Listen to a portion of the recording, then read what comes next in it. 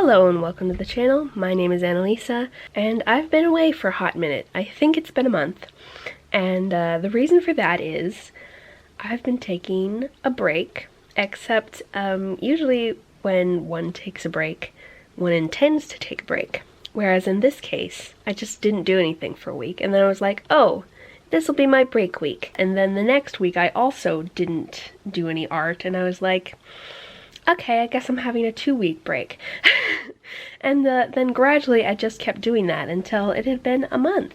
And it actually took me a while to figure out why this was happening, because it's kind of hard to become productive again in an area that you have struggled with when you don't know why you are struggling in the first place. But it turns out that this particular video that I have been wanting to make for a month has been stressing me out a lot.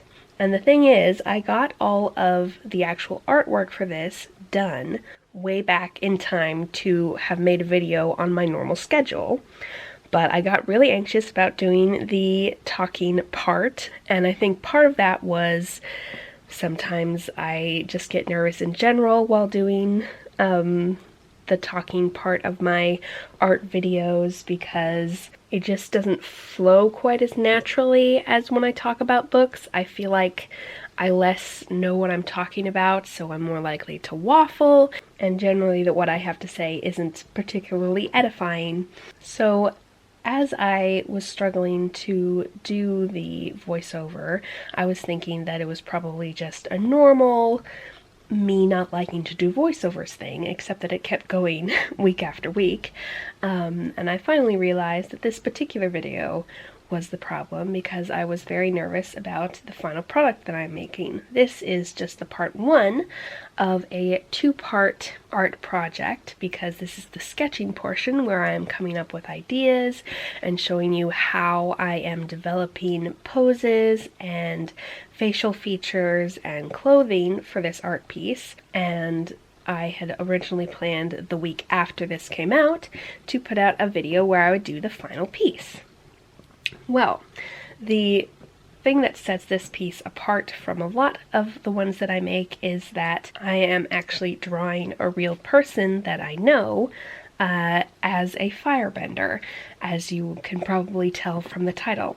So the inspiration for this piece was that I have a bookish friend named Starla, and she did a Q&A, and one of the questions was, what kind of bender would she be? And she said firebender, and that just prompted a lot of imagery in my head of how cool she would look as a firebender. And also handily in that video, there were a few full body shots of her because she was yeeting a book for one of the other questions, so she was showing how far she could throw it.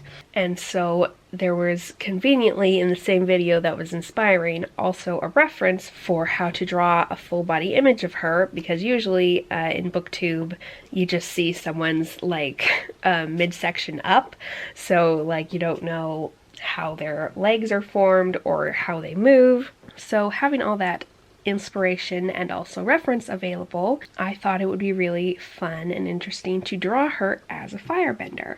And I mentioned this to her and she thought that would be cool too. And so since then I had been gradually working on sketches to try to figure out how to do this.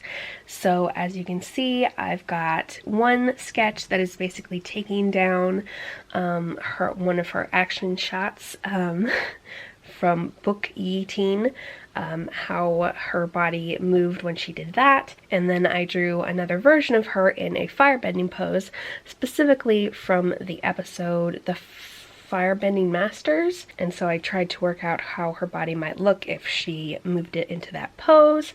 And on the left you can see I did a sort of taking down what she looked like in a slightly cartoonized style from one of her thumbnails. And then on the right I paused one of her videos where she has some of her hair tied back from her head, so I could see how it might look if she had a common firebender hairdo, which is to have a little bun at the back top of one's head, so that I would have a reference for how her hair looked when it wasn't all free. And so basically I just did a bunch of practice to try to get a feel for what I wanted to do with this piece, and it's a lot along the lines of designing an original character, because I am taking someone who is not a cartoon and making a somewhat cartoon version of her, and then I'm designing my own clothes for her to wear based on Firebender outfits, but not any one specific character. So the reason that I filmed my sketching process, which I don't normally do, is that I thought it would be more interesting this time because I'm doing a bunch of different sketches and doing a lot of design work and practice work, as opposed to just coming up with a pose for me to then paint over. So in the end, I ended up really liking the pose on the left. I'm still not totally sure about the face, if it represents her the way I want it to, but I ended up really liking the outfit. So I think there are still a few changes that I need to make on the final sketch, but I ended up pretty happy with it, which is why I was having trouble figuring out that this was indeed causing me anxiety and giving me trouble not actually putting the video out, because apparently I am more nervous than I thought about whether or not Starla will like it, because obviously you don't want to draw one of your friends and then have them think that it makes them look bad.